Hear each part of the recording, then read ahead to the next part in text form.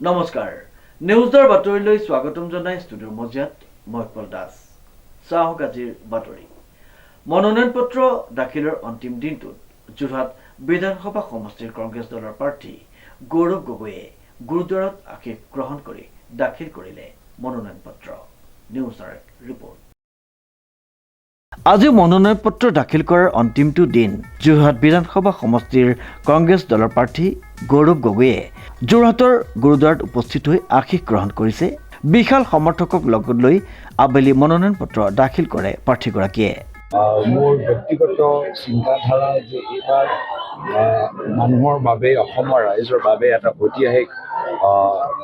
সময় এটা সুযোগ যে অসমৰ ৰাজনীতিক অলপ নিকাশ কৰিবলৈ অসমৰ ৰাজনীতি যোৱা কিছু বছৰৰ পৰা যথেষ্ট নিম্ন স্তৰলৈ গুচি গ'ল আৰু সেইকাৰণে আমি আজিৰ তাৰিখত যথেষ্ট লজ্জিত হ'বলৈ হৈছোঁ যেতিয়া আমি বাহিৰলৈ যাওঁ আৰু সেইকাৰণে সকলোৱে মিলিজুলি সমাজে দায়িত্ব ল'ব লাগিব সকলোৱে দায়িত্ব ল'ব লাগিব যে অসমৰ ৰাজনীতি আমি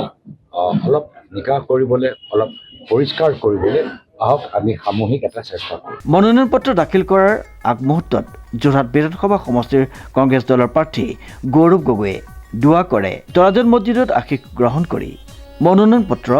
দাখিল কৰে লগতে চাৰ্চ গৃহতো আশীৰ্বাদ লৈ মনোনয়ন পত্ৰ দাখিল কৰাৰ আগমুহূৰ্তত উল্লেখযোগ্য যে যোৰহাট বিধানসভা সমষ্টিৰ পৰা কংগ্ৰেছ দলৰ পৰা নিৰ্বাচনত অৱতীৰ্ণ হ'ব গৌৰৱ গগৈ অনুপম বৰাৰ ৰিপৰ্ট নিউজ নাও